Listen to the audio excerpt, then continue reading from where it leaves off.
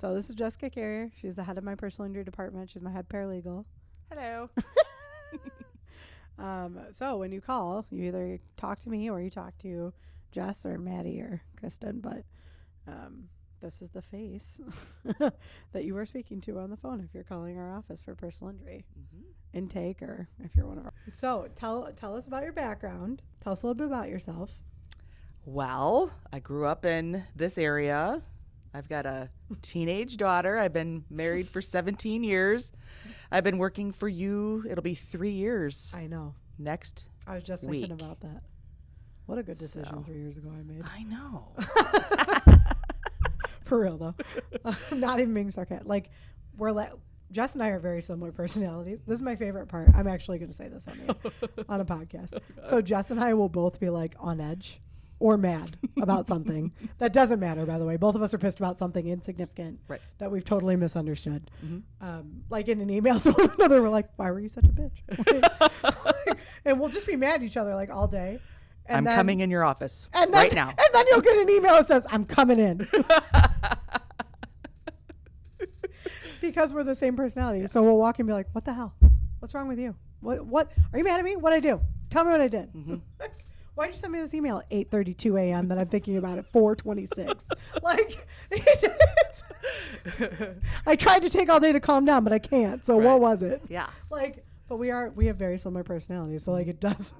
Right. It does work. We are gonna butt heads, but we're always gonna. Yeah. At the end of it. At the end of it, both of us can't stand it. So we're like, what the fuck's wrong with you? Yeah. It's gonna get solved. Yeah. It does. Most of the time, it starts out really intense. Both of us in, and then we sit down, and by the end of it, we're both laughing hysterically. I didn't mean that like that. Oh, I totally read that wrong. Like that's, so that. But I knew 3 years ago when I walked in here for that interview that I was going to be here until I wasn't going to work anymore. I love you. I love you too. Okay, that made me emotional. I'm fine. I knew immediately. That made me that emotional. what did I say? I said I was home, and Yeah, I knew you it. did. Yeah, she said I'm home. In my interview, I was like, I knew it. You are. It's so true. And Jess has worked in like a million worlds. Yeah. Including she's still waitresses. God bless. Yeah. Which is. Because Annie's is where I'm going to be. They're my friends, my fam. The best. But I ran a car dealership for Barry Denton for a decade. Yeah. And then I took time from that when I had my daughter, and I stayed at home for 13 years. And that was a lot. That was the hardest job. Yeah, I'm grateful. We have a great department. But that's because you work really hard to make sure that they are Well, thank you. well trained and taken care of. So I think we're going to talk a little bit about personal injury and auto accidents and what it's like if you're in a car accident, what to do.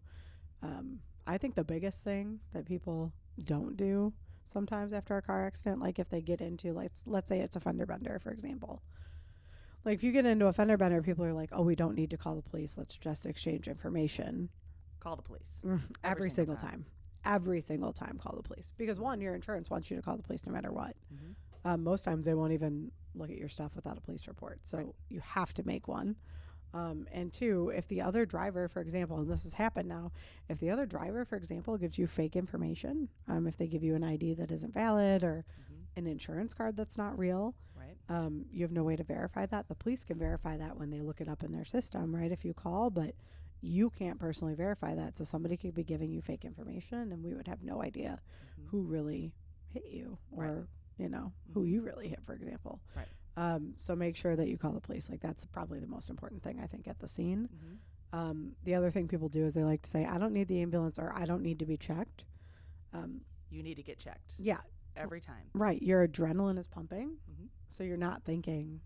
And it happens more often than not. Like you get home, your adrenaline wears off, and then you're hurt. Then you feel it. Right. And sometimes if you're by yourself, for example, you can't drive yourself to the hospital because you can't move your neck a certain direction, or you can't, like you're having already stiffness and trouble, like difficulty doing things. So it kind of does make it harder. Yeah. So that is one thing for sure. That we tell people now is make sure you go to the hospital and get checked one way or the other because your adrenaline is pumping. When you get there, they're going to calm you down and then they're going to figure out what's wrong. Right. And make sure you tell them everything that's hurt. Like even if you don't really know if you banged your hand, for example, off the steering wheel, but like you feel like maybe you did, still tell them I probably banged my hand off the steering wheel. I kind of blacked out in that moment, but whatever it might be, like, or my knee off the dashboard or whatever. Make sure you tell them in the emergency room so they can get all of it documented down. That's really important. Like within the first week, going back to follow up to a doctor is huge too. Yeah. Because people like to say like, oh, like it was just back pain, so I took Tylenol and laid on the couch, or Yeah, they think, I mean, it's more so like on the intakes that I take, it's a week out and they didn't get, checked by the ambulance. They didn't go. And then they're like, well, I shouldn't go now because it'll look bad. Your body has the shock is worn off, and you definitely should go and get checked out. Right. And in any kind of whiplash case, it's like 2 to 3 weeks normally. Right. Before your neck and back really, I mean, your back will start earlier than your neck, but the neck, in a lot of cases, people don't even start complaining about the neck pain from whiplash for 2 to 3 weeks. And the other thing that people don't realize with whiplash is you don't have to hit your head to get a concussion. Like, I think people don't understand that. Like, you don't have to bang your head off the steering wheel to have a head injury. If you have whiplash from a car accident, I mean, think about it, the mechanics of that, right? So the way you get whiplash is that your head moves forward like that suddenly, right? When your head moves forward like that suddenly, your entire brain is moving. It's like your brain is like stationary and does not move in your head. Like it moves. So like it slams forward just like your neck moves and hurts. So people can get concussions or have like post-concussive symptoms just from having whiplash. Like you don't necessarily have to hit your head. So if you go to the emergency room and you're complaining of neck pain and back pain, have them do a CT too, just to make sure that whatever you just didn't hurt your brain. You don't have any brain bleed or anything too. Because sometimes that gets missed. People don't think about it unless you hit your head off something. People don't think to say, or a week later they'll be like, oh my God, my head's hurting and I don't really know why. Like I have a lot of clients who call me and are like, my head is hurting since this accident and I don't get headaches. Well, did you have whiplash?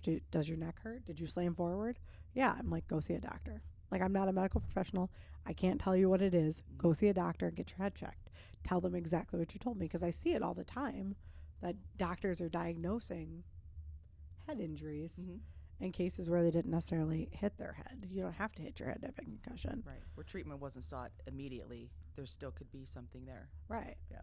Yeah. I mean, and also, like, seeking treatment immediately, I think in today's day and age, here, rurally, what does that even mean? Because like OSF, for example, to try to get in sometimes is 2 to 3 weeks out to your primary care. So what are you supposed to do? Just go to prompt care over and over again in the meantime? Like most people are going to go to prompt care once probably. They go to the ER, they go to prompt care once, they get whatever medication they needed, and then they kind of just deal with it until they can get to primary care. So, or if they don't go to prompt care, they just take Tylenol until they get to primary care. So everybody's booked out. We're rural. It's not like we're in the city. It's really hard to get in. It's really hard to see a doctor here. It's hard to get in quickly. If you call in, to their credit, if you call and say like, hey, I was in a car accident, they will try to squeeze you in. It's just, there's so many people and not enough providers. It's not like it's on purpose. It's just so many people and just not enough doctors. I mean, obviously having a hospital closed in the last 2 years hasn't helped anything. I think people are more your own advocate and say what happened and don't be afraid to say what happened and just get in. Right. A lot of people, that's the other thing. I think that's the other biggest thing that probably we should talk about is being your own advocate is a really important part of this process. Listening to the doctor is fine, but if you don't feel like the doctor understands how you're hurting or why you're hurting or, what the extent of your pain is, and you're not getting any better after a month, you have to be an advocate and say, hey, I need you to listen to me. This is not like everything else. I need to go to orthopedic, neurology, wherever, you know what I mean? A specialist. Like I tell people all the time, I love my regular dentist. Well, this is, I guess my new dentist is. Okay, this does not apply to my new dentist. And if he's listening, this doesn't apply to you. But I wouldn't go to my dentist to be like, hey, I have 4 wisdom teeth that need to be cut out right now. Like, I wouldn't go to him to do that. I would go to a different person I would go to a specialist, right, to do that particular procedure because that specialist is trained for that procedure. There's nothing wrong with going to a primary care. That's absolutely where you should start. There's nothing wrong with going to, prompt care. That's absolutely where you should start. But those doctors are general physicians. They are trained in all the things. So when things aren't getting better, they're doing the things that they need to do to help you in the beginning. That could help. But when those things don't work, you have to be your own best advocate to say, hey, this isn't working. Can I go see a specialist now for this body part? Right. And then it's about doing the research. And I think that's like, we're in the age of the internet, right? Like, where you can pull out your phone and look at anything, but people don't, I don't know why, but I notice that people don't like to look up doctors' backgrounds. Yeah. And like try to find their own doctor. They're willing to go to whoever anybody sends them to, which, I mean, fine, I guess, but like, I like to know what my physician's background and experience is. Like, I'm not necessarily experienced, right? Like, I would go to a new doctor if I thought that they seemed like they had a competent background, had good reviews, you know what I mean? Like, that wouldn't affect me, but like... But they need to know that they have a choice. Right. Sometimes they don't know that. Yeah, that too. That too. I got referred here, so I went there. Mm-hmm. You have a choice. You can pick, you know, like OSF always refers to OSF's ortho, and Morris always refers to Morris ortho. And like, let's say you didn't want to go to that doctor. You can absolutely go to the other. Like, you could switch hospitals for that particular purpose. Like, you want to go to Chicago, go to Chicago. You want to go to Bloomington or Peoria, Springfield, whatever, go there. Like, just because you get an ortho referral to, you know, Ottawa ortho doesn't mean you can't go to Bloomington ortho or, you know, Chicago ortho, whichever one you choose. Like, so do the research on the doctor and the facility and figure out what facility, in my opinion, it's important to figure out what facility is going to be easiest enough to provide care. So not just location wise, like going to a doctor's appointment, you're going once a month. If I have to drive 2 hours once a month to go to the doctor, I'm going to drive 2 hours, because if I can go to a doctor who has access to other specialists, if they need other advice, has access to, you know, different kinds of testing that we don't have available right here, maybe, has access to, you know, other industry leading physicians, that's where I'm going to go, because they're going to be able to share my file. Right. I don't have to print my medical records and bring them.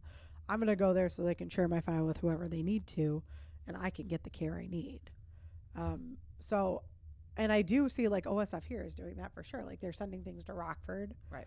And it's easy because OSF shares the system, right? So they can just log in and see what's going on and send you for physical therapy and see what's going on there. Like, those things are all easy, right? You know, each facility does that. Loyola does it. Northwestern does it. Northwestern is, and I think people forget about Northwestern almost here, but Northwestern is in Sandwich. Like, you can go to Sandwich and start in Northwestern and have access. Your file will be shared with whatever Northwestern doctor you go to next, whether it's in the city, whether it's in, you know, Elmhurst or wherever else you're going. Those doctors will see your stuff. So if you're doing physical therapy in Sandwich at Northwestern at Valley West, they can see that. So I think people forget about Northwestern. Rush and Aurora, they share everything with Rush and it's the same thing. Like, I think people forget we have really good access. If you just, they have to look and pick physicians, and like, you have to be really an advocate for your care. I've done the research. This is who I want to go to. I would like to have this checked. Even if they send me right back to you, I want to go have, you know, I'm having back pain. Even if I want to go see an orthopedic specialist, even if that orthopedic specialist says, hey, you don't really need to see me, you know, I think you just need a pain doctor, at least I'm going to get where I need to go. That person who's focused on only this body part is going to know where to send me. Right. So I think that's a huge part of it. The other biggest thing I think that, like, I would give advice to clients is pay attention to where you go and who you see. Because sometimes people just do not know. They're like, it was on Ogden Avenue in Aurora. Yeah, like, you definitely want to start keeping a record. Like write down where you went, who you saw. Right. So you have exact when address. it's time to get all the records, you know where you were at. Right. And here's the other important part. So, like, for example, you go to Ogden Avenue in Aurora to get your X-ray or your MRI. First of all, Ogden Avenue is huge.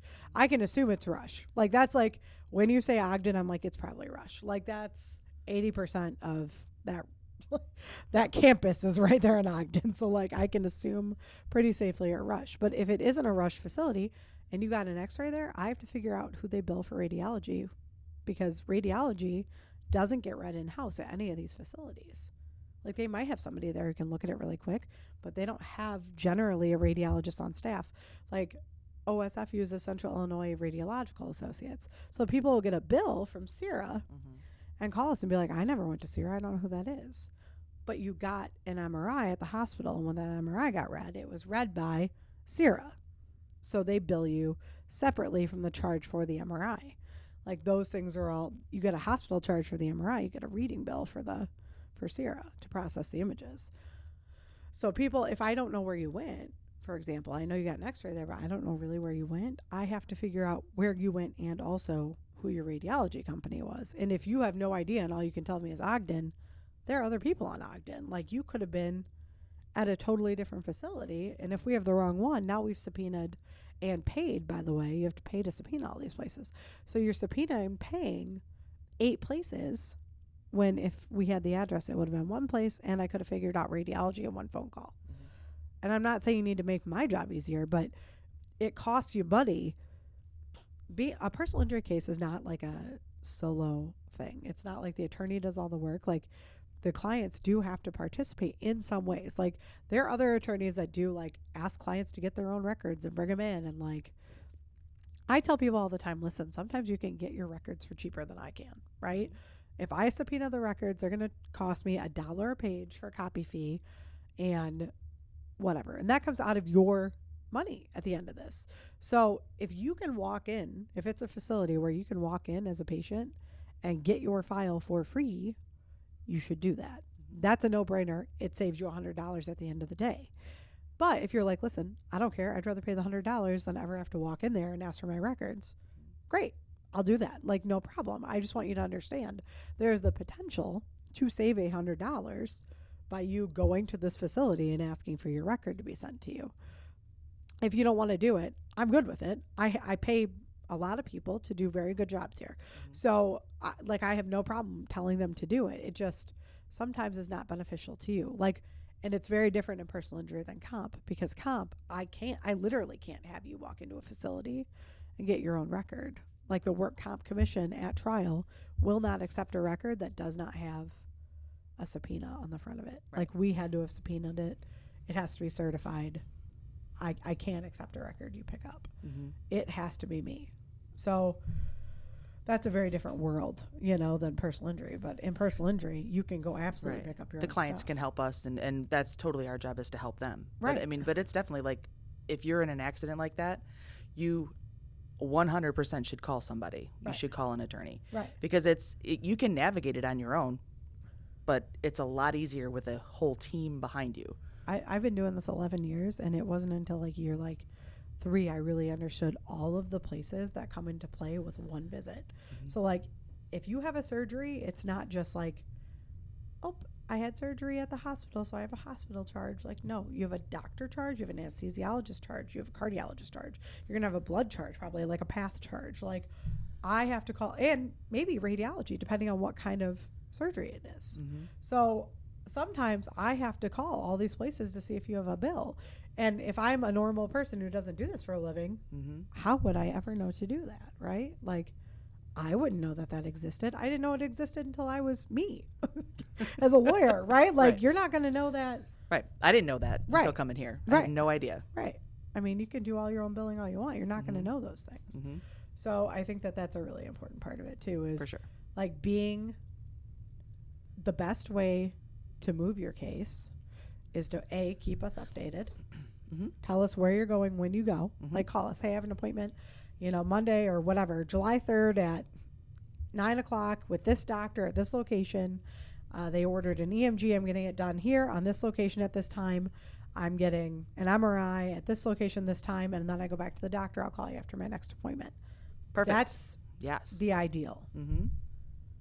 Like that's the ideal, because then I can get all of that. Like I just need to know where you went. I can add it to the provider list. I can get all your stuff. And then there's no question about what occurred, because you're keeping me updated as you go. If we go too long without you calling in or whatever, like I hate when people are like, oh my God, I don't want to bother you. Like, one, if you've ever said that, you have never bothered me. I'm going to tell you right now, I've never had a client who said that has ever been a bother to me. Like that client is not a bother. Like if you're calling me to tell me what happened and what you're doing and how you're feeling and how your treatment is going, or if something is delayed, like that is not a bother. I need to know those things. That's how I do my job better. But communication, which I think we lack a lot of in general in today's world, like I don't communicate as well as I probably could either, but like I think that communication is probably the most key part of a personal injury claim between an attorney and a client. True. And again, there's a whole and team. Paralegals. Yeah, right. There's a whole team to take every single call and document everything, and you just have to. And like our team, your team, for example, like it's not like it's just Jess. So like Jess runs the department, does all the filings, like makes sure that things are like running smoothly, that everybody is like good, that things are covered and, you know, tasks are done. But like beneath her, there's 2 paralegals that work underneath her. Who are amazing. They like jackpot of the century. Honestly, our whole office staff really is. It was said to me at the golf outing, somebody was like, I've never seen a staff so like, just like ride or die. Like they're ready. Like you guys are doing something. Everybody's doing it. We're all doing it together. We're all behind each other. Like this is the most ride or die staff. Agreed. Of all time. Like you come for one of us, you come for all of us for sure. But but they are, but that includes our clients. Like I think that's what makes our staff so special, is that when somebody is being, when a client is being wronged, like my thing I tell everybody all the time is, think of every client like it was your mom, dad, uncle, brother, sister, niece, grandchild, you know, aunt, uncle, whatever. Somebody that you love that means so much to you, grandma, grandpa, whatever. How would you want them treated in that position in a case? Because you are talking to somebody's mom, dad, aunt, uncle, sister, brother, child, granddaughter, whatever. You're talking to that person. So treat them like they were yours so that you can help them in the best capacity possible. And it helps you, I think, so like everything we do here is mostly injury, right? So like being injured is not a good time. Right. Like you're home, you can't do the things you did to provide for your family. Like you're not helping mow the lawn. Like you're not helping do your garden. Like maybe gardening's your hobby. You can't garden. So you're inside, stuck inside. Like you can't even do like vacuuming or dishes sometimes, or like things that are normal that we take for granted and sometimes even hate doing. Like when you're injured, you can't do any of them. So you just, you can't work and you feel miserable. You feel like you're not helping your family, letting everybody down. And so when we talk to people, they're not always happy, right? Like that is not how it goes, you know, unfortunately, in what we do. But the whole reason that we do this and the approach our staff takes is we are doing this to get you what you deserve at the end of this, to make sure that you are taken care of, to make sure you've gotten the treatment and care you needed so that you can return to the best life possible. Because like somebody could award you $30 million, but if you're getting $30 million, do you know what your injuries were? Do you know what your life quality is? It's shit. I mean, with all due respect, it's shit. Like you can get up and do things, but probably only for an hour, and then you're going to be in bed for like 9 because you're in so much pain, or you're going to have to take, you know, whatever pain medication, or maybe you have to have 12 more surgeries for the rest of your life. Like the money sounds great, but it's not. At the end of the day, the money you get is not the end of the day that matters. The end of the day that matters is getting you the treatment that you need in a timely manner as quickly as possible so that your body has the best chance to regenerate and become as normal as it was, like as normal as possible. Go back as much as you can to how you were prior to the accident. That's the most important thing. Like the client's job, that's their job, is to get better. Focus. Focus on treatment. And honestly, like there's no amount of money that will ever make up for like, I was out of work and I had all these like bills piling up and whatever. Like they can give you pain and suffering money, but it doesn't make up for how angry you were, how bad you felt. Like it's never going to touch it is the answer. Even if they gave you a great pain and suffering award, it isn't going to make up for the times you sat there and hated everything. Like it doesn't. So the outlook that you take and the focus that you have during a personal injury case is really important. And one of my law school professors told me, you're not, as an attorney, a lot of times you will end up being a therapist too, and we're not therapists. So you have to tell your clients to get seek therapy. And like, honestly, when I first came in, I was like, no way. And she was 100% right. And like, I do tell I tell most of my clients, like in the intake, I'm like, you should consider talking to a therapist. Like even if it's only once to figure out some coping mechanisms or like how to deal with how you're going to be feeling when you're stuck at home. Like go once. You can hate it. Go once. Send me the bill. I'll put it on this because it's a part of the case, right? Send me the bill. I'll put it on the case. Go once. Some people love it and go. Some people don't find, and that's the other thing too. Like therapy is hard, right? Like not only is it hard, like mentally, but it's hard because sometimes you don't find the right therapist. Like sometimes that person does not jive with who you are and you feel like you're not getting anything out of it. So you just quit. Like it reinforces the things we tell ourselves. So we don't have to do the hard things and talk about the hard things. 'Cause in the beginning, a lot of clients don't think I won't need to go. It's fine. I just had, I'm going to have one surgery and this will be over. But it's a process and your life has significantly changed. And that one surgery is probably hell. Yeah. Like it'll be hell on your family. Like just full disclosure. Like there are some surgeries when people tell me they're having them. I'm like, so here's what I think you need to think about ahead of time. You aren't going to be able to wipe your own butt. Have you and your spouse had a conversation about having to wipe each other's butt? Because that's a real conversation you should have because it's going to occur. And when it happens the first time, you need to know going into it that that's what it's going to be. Or it's a really hard, like it's a hard, weird day. Like it's a hard, weird conversation.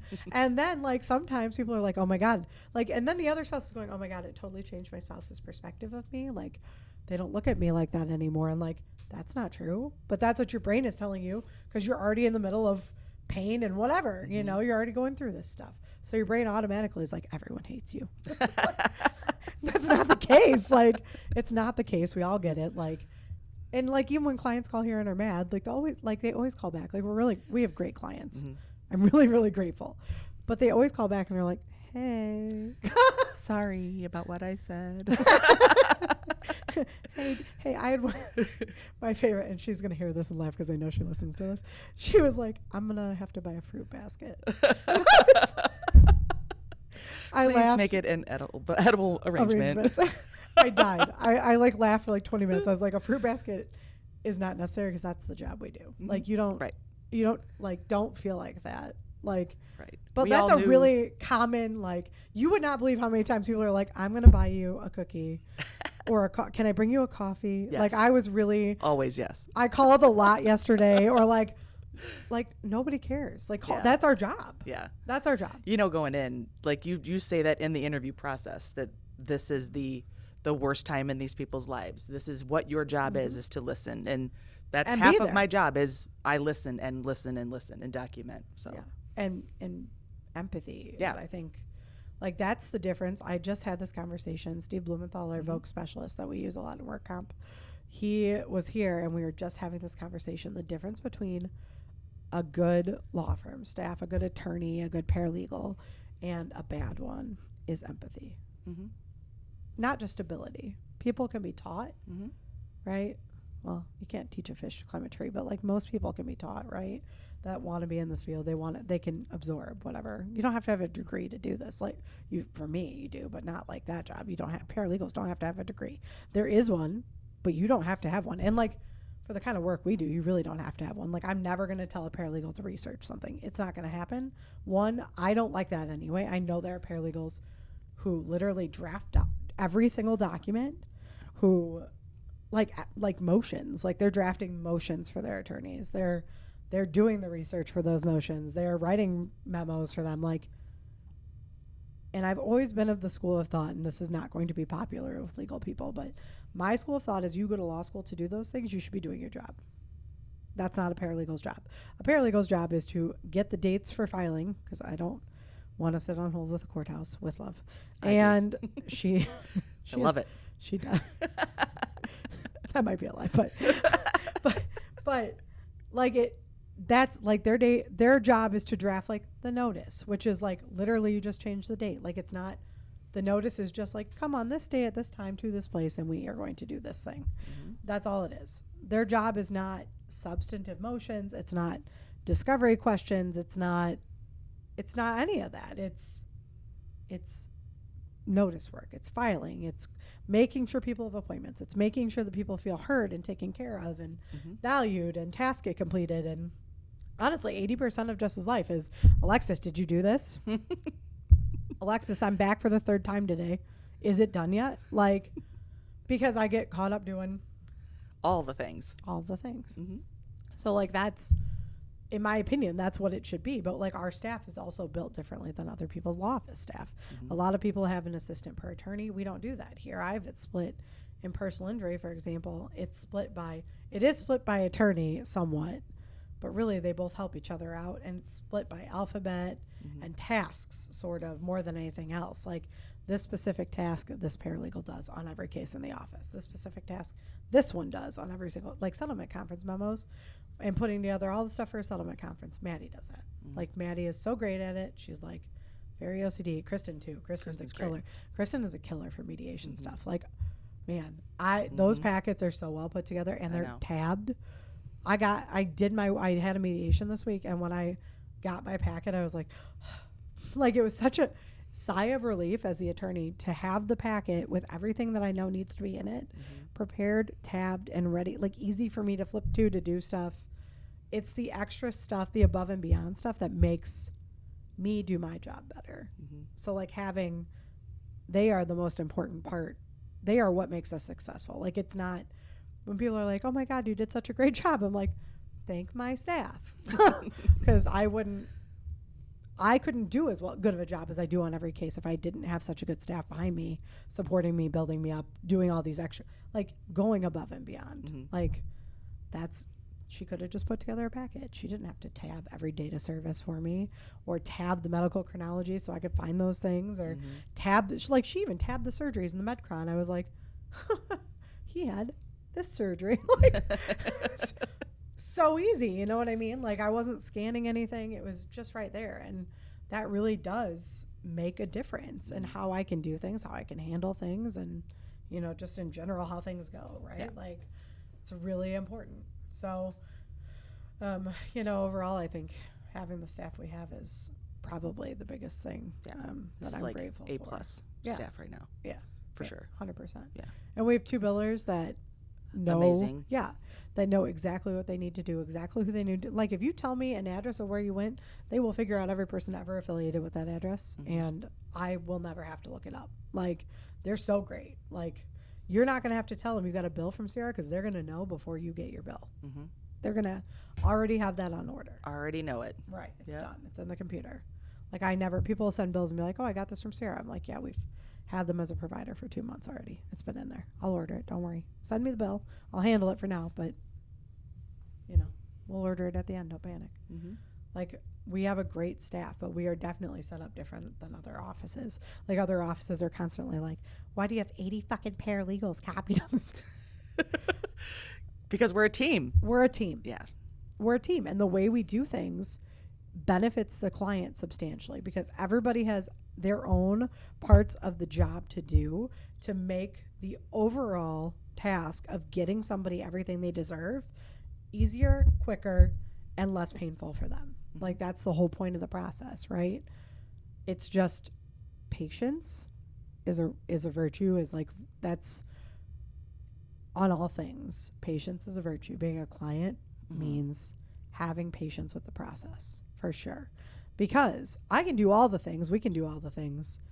That doesn't mean the defense is going to go any faster. Right. I mean, literally, I think people sometimes, because we don't talk to people every day, right? Like, I talk to people, so for the clients that are listening, most attorneys do updates once every 90 to 120 days.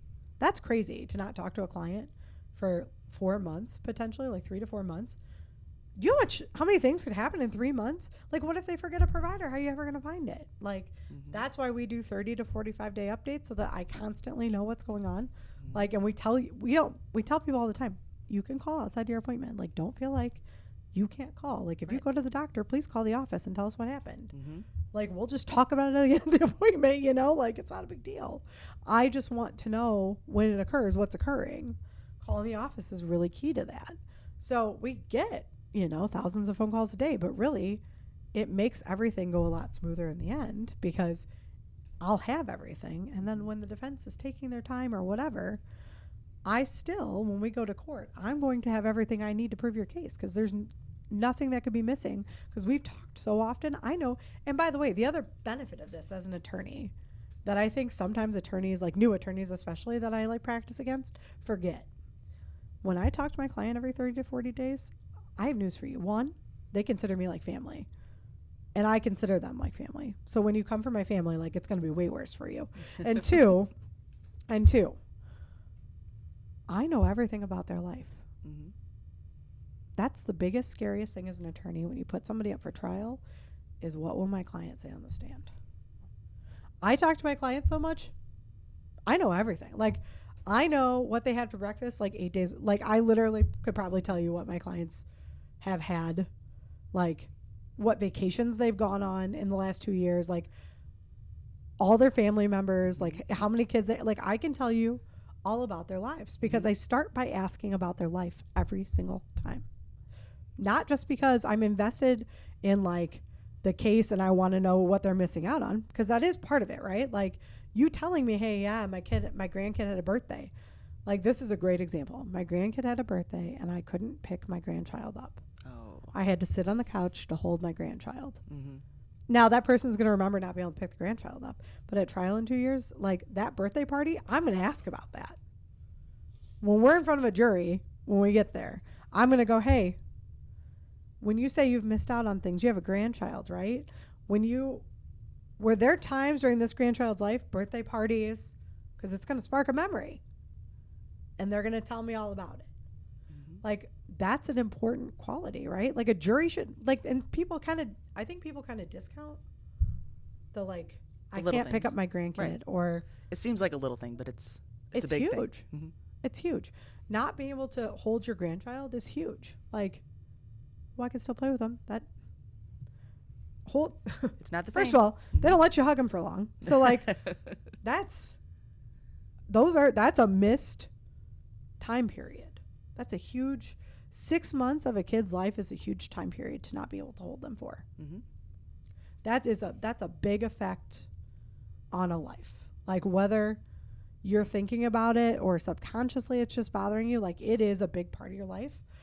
And it's something that doesn't always get brought up. Or like, my favorite is, like I said, it's in work comp all the time. It's always my correctional officer guys, because like 80% of them are veterans, right? Mm-hmm. So they're all like, I'm fine. Things are fine. I don't hurt. And I'm like, yeah, I'm not talking to you anymore. Put your wife on the phone. Like, or put your husband on the phone. I'm not talking to you anymore. You're not going to tell me the truth. I'm fine. Things are fine. Put your husband on the phone. I want to talk to your husband. Like, and then the wife or husband, the spouse gets on the phone, is like, yeah, so listen, they can't sleep. They're up every 3 minutes. Like, it pisses me off because I can't sleep too. Like, we're kind of fighting more. Like, guess what? You're fighting. That's part of a personal injury too. It's called loss of consortium. You are losing that part of your relationship with your spouse because of everything going on. It's a loss of consortium. We couldn't have sex for 6 months. We couldn't have sex for a year because I was so hurt. I couldn't, whatever. It matters. Mm-hmm. It matters. It's all, and it's uncomfortable. It's uncomfortable to talk about for sure. But it's part of the process. And like, when a jury understands that it isn't just like, oh, I hurt my back and I had physical therapy. It's, I hurt my back and had physical therapy, but I couldn't mow the lawn. So my wife and I fought every day. I was mad because I wasn't making the money I was making. So my wife and I were fighting every day. We were missing out on bills. So I fought with my spouse every day. We couldn't have sex for 6 months while I was in physical therapy because my back hurt so bad I couldn't move.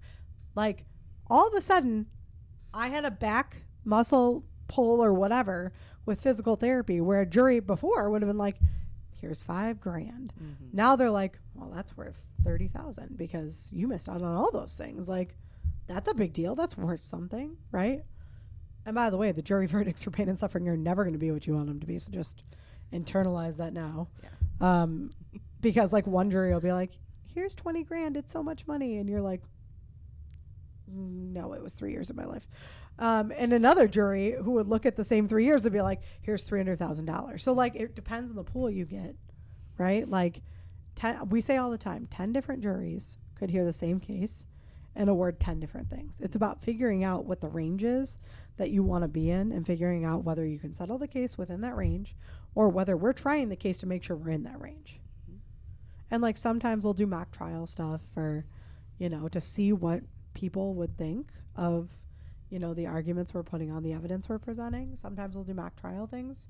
And that's really helpful for sure for cases sometimes, to figure out how plaintiffs present, Yeah. Like I may like somebody, but that doesn't mean a jury of 12 may like them, right? So like it helps us figure out like the mock trials will be like, I thought the plaintiff was a little standoffish. Well, she was standoffish because she was nervous and didn't want to look at you. So like it wasn't that she was being standoffish. She just was terrified to tell her life story to you, right?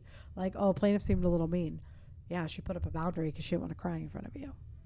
She didn't want to be vulnerable in public. Like that's the thing as an attorney that I wish jurors knew. Mm-hmm.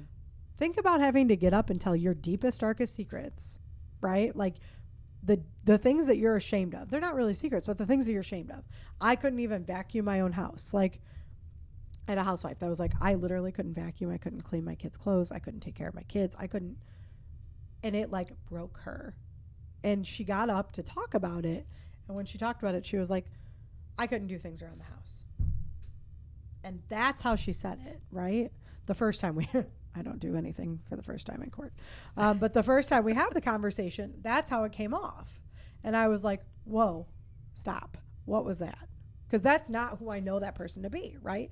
That's the other reason I talk to everybody all the time, because I get to know the real you, right?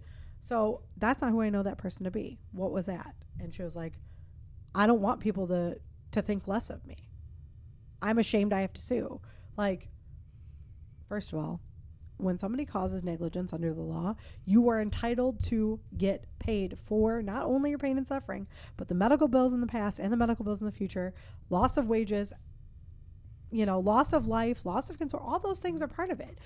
They are written into the law. There is nothing shameful about doing what is allowed under the law to get justice. I'm not saying go to some excessive, I had a back sprain and I want $3 million. Right. But it's important to, again, advocate for yourself that way too. Right. Get rid of that stigma that I don't want to sue. You are entitled to do so. You should get justice for yourself. There's nothing wrong with getting justice for yourself at all. Right. I think that's a big conversation too that people forget about, that we try to do. Like I said, a fair settlement, a fair trial value is justice. It's not, I'm not talking about excessive, what they try to make excessive things, be in the media. I'm talking about a fair outcome for people, getting what they deserve, getting the justice they deserve after everything they went through. And what is that worth? Like, what is the value behind, I couldn't participate in my kid's birthday party? Right. What's the justice in that? Can we ever get justice monetarily for missing that memory? In my opinion, no. Like, no, that's a memory you don't get back. Right. Life is short. Mm-hmm. You do a heck of a job, though. We try. You really try. I do try. But, like, it's never going to be enough. All I'm saying is the best verdict is still never going to be what really I think you've probably gone through. You know what I mean? I've gotten some really good verdicts and settlements, and I think that the best verdict sometimes still isn't enough for what that person went through and had to live through, and all of the emotions they had to survive. And then on top of it, having to get up in front of 12 complete strangers and reveal the most intimate parts of who you are, including your insecurities. Like, that's what I wish jurors thought about. When somebody's in front of you, they are talking about their most intimate insecurities, their most intimate losses, their most intimate fears. Like, all of that comes out on the stand. You see it. So when somebody seems angry, like the plaintiff seems angry or, pushed away, or they're not standoffish, they're terrified. They're terrified. Nobody wants to tell everybody who they are, what they've screwed, what they've been missing out on, what they feel like they've screwed up because they couldn't do it. Who wants to admit how they feel like they let their family down? In general, to like their own family, right? Let alone 12 strangers you've never met before. Mm-hmm. Think about that. For those that are listening, think about that if you're ever on a jury. Like, it is, it's a hell of a thing. Like, it takes a lot of bravery. I tell every client that goes to trial, it takes a hell of a lot of bravery to get up and stand up for what you deserve. And that's what we do here. Mm-hmm. That's the point. It's really screaming at me.